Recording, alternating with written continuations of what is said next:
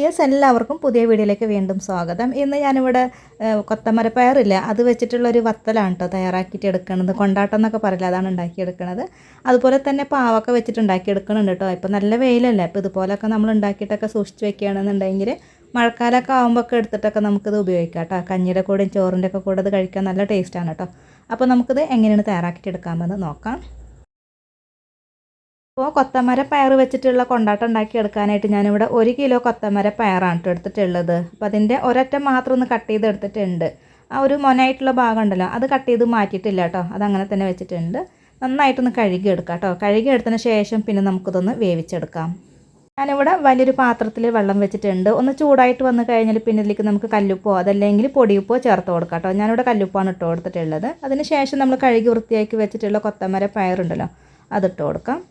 നല്ലോണം മിക്സ് ആക്കി കൊടുത്തതിന് ശേഷം ഒരു 5 മിനിറ്റ് ഇതൊന്ന് തിളപ്പിച്ചെടുക്കാം കേട്ടോ. 5 മിനിറ്റ് മാത്രം തിളപ്പിച്ചെടുത്താലും മതി. ഒരുപാട് ഇത് തിളച്ച് വന്നിട്ടുണ്ടെങ്കിൽ ഈ ഒരു പയറിങ്ങനെ വെന്ത് പോകും. ഇതുപോലെ ഒന്ന് കളറൊക്കെ ഒന്ന് മാറി വന്നു കഴിഞ്ഞാൽ പിന്നെ നമുക്ക് ഈ ഒരു വെള്ളത്തിൽ നിന്ന് ഇതൊന്ന് എടുത്ത് മാറ്റാം. ഒരു കൊത്തമര പയർ വെച്ചിട്ടുള്ള കൊണ്ടാട്ടം നമ്മുടെ നാട്ടിൽ അങ്ങനെ ഫേമസ് അല്ല, ഞാൻ അങ്ങനെ കണ്ടിട്ടില്ല കേട്ടോ. പക്ഷേ ഇവിടെ തമിഴ്നാട്ടിൽ ഈ ഒരു കൊത്തമര പയർ വെച്ചിട്ടുള്ള കൊണ്ടാട്ടം ഉണ്ടല്ലോ, നമ്മൾ സാധാരണ മുളക് കൊണ്ടാട്ടമൊക്കെ വാങ്ങിക്കാനൊക്കെ പോലെ ഇതും വാങ്ങിക്കാനൊക്കെ കിട്ടും കേട്ടോ. സൂപ്പർ മാർക്കറ്റുകളിലും അതുപോലെ തന്നെ ചെറിയ ചെറിയ കടകളിലൊക്കെ ഇതിങ്ങനെ വിൽക്കാനൊക്കെ ആയിട്ട് വെച്ചിട്ടുണ്ടാവും കേട്ടോ. അപ്പോൾ അതെ ഞാനിതൊന്ന് വേവിച്ചെടുത്തിട്ടുണ്ട്. ഇനി നമുക്ക് ഇതൊരു പരന്നൊരു പാത്രത്തിലേക്ക് ഒന്ന് മാറ്റി കൊടുക്കാം. അപ്പോൾ നമ്മളിതുപോലെ കൊത്തമര പയറൊക്കെ വെച്ചിട്ട് കൊണ്ടാട്ടമൊക്കെ ഉണ്ടാക്കി വെക്കുകയാണെന്നുണ്ടെങ്കിൽ 1 വർഷം വരെയൊക്കെ വെച്ചാലും കേടാവില്ല കേട്ടോ. നമുക്ക് എപ്പോൾ വേണമെങ്കിലും ഇതെടുത്തിട്ട് ഫ്രൈ ചെയ്തിട്ടൊക്കെ കഴിക്കാം കേട്ടോ. ചോറിൻ്റെ കൂടെ അതല്ലെങ്കിൽ നല്ല ചൂട് കഞ്ഞിയുടെ ഒക്കെ കൂടെ ഇത് കഴിക്കാനൊക്കെ നല്ല ടേസ്റ്റാണ്. ഇത് നമുക്ക് കുറച്ച് ഉപ്പും കൂടെ ചേർത്ത് കൊടുക്കാം കേട്ടോ. അപ്പോൾ നമ്മളിത് വേവിക്കുന്ന സമയത്ത് ഉപ്പ് ചേർത്തിട്ടുള്ളതായിരുന്നു, അപ്പോൾ കുറച്ച് ഉപ്പ് മാത്രം ചേർത്താൽ മതി. അതിന് ശേഷം പിന്നെ ഇതിലേക്ക് 1/2 ടേബിൾ സ്പൂൺ അളവിൽ മഞ്ഞൾപ്പൊടിയാണ് ചേർക്കേണ്ടത്. കൂടെ തന്നെ 1 ടേബിൾ സ്പൂൺ അളവിൽ മുളക് പൊടി കൂടെ ഇട്ട് കൊടുക്കുന്നുണ്ട്. എന്നിട്ട് ഇതൊന്ന് മിക്സ് ആക്കിയിട്ട് എടുക്കാം കേട്ടോ. ഈ മഞ്ഞൾപ്പൊടിയും ഉപ്പും അതുപോലെ തന്നെ മുളക് പൊടിയൊക്കെ ഇതിൻ്റെ എല്ലാ ഭാഗത്തേക്കും ഒന്ന് ആവുന്ന വിധത്തിൽ നന്നായിട്ടൊന്ന് മിക്സ് ആക്കി കൊടുക്കാം. അതിന് ശേഷം പിന്നെ ഇതിലേക്ക് നമുക്ക് തൈര് ചേർത്ത് കൊടുക്കാം. ഇതിലേക്ക് ചെറിയൊരു പാക്കറ്റ് തൈരാണ് കേട്ടോ ഒഴിച്ച് കൊടുക്കുന്നത്. ഏകദേശം ഒരു 1/4 കപ്പോളം തൈര് ഉണ്ടാവും കേട്ടോ. അപ്പോൾ തൈരൊക്കെ ഒഴിച്ച് കൊടുത്തതിന് ശേഷം പിന്നെ ഇതെല്ലാം കൂടെ ഒന്ന് മിക്സ് ആക്കിയിട്ട് എടുക്കുക. നന്നായിട്ട് ഇതൊന്ന് മിക്സ് ആക്കി എടുത്തതിന് ശേഷം പിന്നെ നമുക്കിത് വെയിലത്ത് വെച്ചിട്ട് ഉണക്കിയെടുക്കുക മാത്രം ചെയ്താലും മതി കേട്ടോ. അപ്പോൾ ഈ ഒരു തൈരും കൂടെ ചേർത്തിട്ട് ഞാനിതൊന്ന് മിക്സ് ആക്കിയിട്ട് എടുക്കുകയാണ്. ഇതുപോലെ എല്ലാം കൂടെ ഒന്ന് മിക്സ് ആക്കിയിട്ട് എടുത്തതിന് ശേഷം ഇതിവിടെ വെച്ചിട്ടുണ്ട് കേട്ടോ. ഇനി ഇത് വെയിലത്ത് വെച്ചിട്ട് ഉണക്കിയെടുക്കാം. പിന്നെ ഇതിൻ്റെ കൂടെ തന്നെ ഞാൻ പാവക്ക വെച്ചിട്ടുള്ള കൊണ്ടാട്ടം കൂടെ തയ്യാറാക്കിയിട്ട് എടുക്കുന്നുണ്ട്. ഇവിടെ 1 കിലോ പാവക്കയാണ് എടുത്തിട്ടുണ്ടായിരുന്നത്. അത് നല്ലോണം ഒന്ന് കഴുകി എടുത്തതിന് ശേഷം ഇതുപോലെ വട്ടത്തിലൊന്ന് കനം കുറച്ചിട്ട് കട്ട് ചെയ്ത് എടുത്തിട്ടുണ്ട് കേട്ടോ. അപ്പോൾ അതിൻ്റെ കുരുവൊക്കെ ഒന്ന് മാറ്റണം.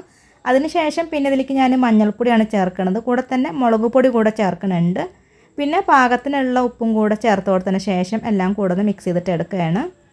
പാവക്ക വെച്ചിട്ടുള്ള കൊണ്ടാട്ടം പിന്നെ എല്ലാവർക്കും ഉണ്ടാക്കാൻ അറിയണ ഒരു കാര്യം തന്നെയല്ലേ. അപ്പോൾ അതെ മുളക് പൊടിയും മഞ്ഞൾപ്പൊടിയും ഉപ്പും കൂടെ ചേർത്തിട്ട് നന്നായിട്ടൊന്ന് മിക്സ് ആക്കിയിട്ട് വെക്കുകയാണ് കേട്ടോ. ഇനി ഇതും കൂടെ വെയിലത്ത് വെച്ചിട്ട് ഉണക്കിയെടുക്കുക. അപ്പോൾ ഇത് നല്ലോണം തന്നെ മസാലയൊക്കെ പുരട്ടി വെച്ചിട്ടുണ്ട്. ഇനി നല്ല വെയിലത്ത് ഇതൊന്ന് ഉണക്കിയെടുക്കുകയാണ് കേട്ടോ ചെയ്യേണ്ടത്. അപ്പോൾ ഞാനിവിടെ 2 ദിവസം കൊണ്ടാണ് കേട്ടോ ഇത് ഉണക്കിയെടുത്തത്. നല്ല വെയിലുണ്ടെന്നാലും കുറേ ദിവസമൊക്കെ കേടാവാണ്ടൊക്കെ ഇരിക്കാനായിട്ട് നല്ലോണമൊക്കെ ഒന്ന് ഉണക്കിയെടുക്കും കൂടെ വേണം. അപ്പോൾ അതെ ഇതൊന്ന് ഉണക്കിയെടുക്കാം.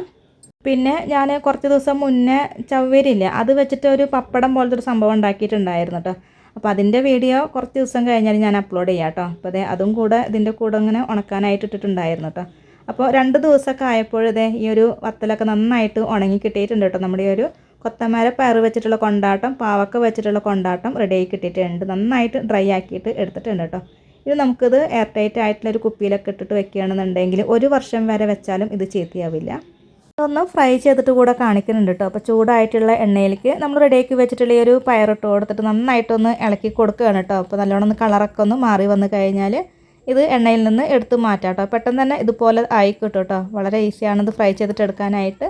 അപ്പോൾ ഇത് ഫ്രൈ ആയിട്ട് വന്നിട്ടുണ്ട്. ഇതെടുത്ത് മാറ്റിയതിന് ശേഷം ബാക്കിയുള്ള എണ്ണയിലേക്ക് ആ ഒരു പാവക്ക വെച്ചിട്ടുള്ള വത്തൽ കൂടെ ചേർത്ത് കൊടുത്തിട്ട് ഒന്ന് ഫ്രൈ ചെയ്തിട്ട് എടുക്കാം.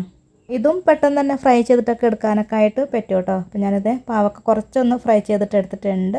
ബാക്കിയുള്ളത് രണ്ടും ഞാനിത് ഇതുപോലെ ഒരു കുപ്പിയിലാക്കി വെച്ചൊക്കെയാണ് കേട്ടോ. അപ്പോൾ ഇങ്ങനെ ആക്കി വെച്ചിട്ടുണ്ടെങ്കിൽ ഇത് 1 വർഷം വെച്ചാലും കേടാവില്ല കേട്ടോ. പുറത്ത് തന്നെ വെക്കാൻ ചീത്തയാവൊന്നുമില്ല. അപ്പോൾ ട്രൈ ചെയ്ത് നോക്കുക കേട്ടോ. വീഡിയോ എല്ലാവർക്കും ഇഷ്ടമായിട്ടുണ്ട്, ഉപകാരമായിട്ടുണ്ട് എന്ന് കരുതുന്നു. ഇതുവരെ വീഡിയോ കണ്ട് സപ്പോർട്ട് ചെയ്ത എല്ലാവർക്കും ഒരുപാട് നന്ദി. നമ്മുടെ ചാനൽ ആദ്യമായിട്ട് കാണുന്നവരൊക്കെ ഉണ്ടെങ്കിൽ സബ്സ്ക്രൈബ് ചെയ്യണേ. കൂടെ തന്നെ ലൈക്ക് ചെയ്യാൻ മറക്കരുത് കേട്ടോ. പിന്നെ ഹൈപ്പ് കൂടെ ഒന്ന് ചെയ്യണം കേട്ടോ. പിന്നെ എന്തെങ്കിലും അഭിപ്രായങ്ങളൊക്കെ ഉണ്ടെങ്കിൽ അത് കമൻ്റായിട്ട് അറിയിക്കും കൂടെ വേണേ. അപ്പോൾ ഇനി അടുത്ത നല്ലൊരു റെസിപ്പി വീഡിയോയുമായിട്ട് വീണ്ടും കാണാം.